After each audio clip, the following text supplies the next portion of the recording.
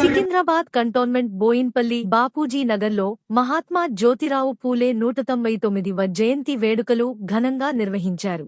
ఈ కార్యక్రమానికి ఎమ్మెల్యే శ్రీగణేష్ ముఖ్య అతిథిగా హాజరయ్యారు. పూలే చిత్రపటానికి పూలమాలలు వేసి నివాళులర్పించారు. ఎమ్మెల్యే మాట్లాడుతూ మూఢనమ్మకాలు, బాల్య వివాహాలకు వ్యతిరేకంగా పూలే దంపతులు చేసిన పోరాటాన్ని గుర్తు చేశారు. విద్య ప్రాముఖ్యతను చాటి చెప్పిన వారి సేవలు నేటి తరానికి ఆదర్శమని అన్నారు. కార్యక్రమంలో ప్రజాప్రతినిధులు, కాంగ్రెస్ నాయకులు, కార్యకర్తలు తదితరులు పాల్గొన్నారు.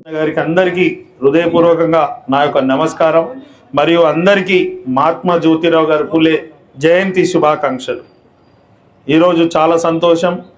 ఈడ సెంటర్ పాయింట్ దగ్గర బోయిన్పల్లిలో మన బీసీ సంఘం వాళ్ళు ఇంత పెద్ద వేడుకలు జరపడం, ఒకటే దగ్గర చేయకుండా అన్ని చోట్ల చేయడం, అదే మాదిరిగా వారు రిక్వెస్ట్ చేసి ఏదైతుందో అది కూడా నా దృష్టిలో పెట్టుకొని ఖచ్చితంగా వారు చెప్పినని చేస్తానని కూడా మాటిస్తున్నాను.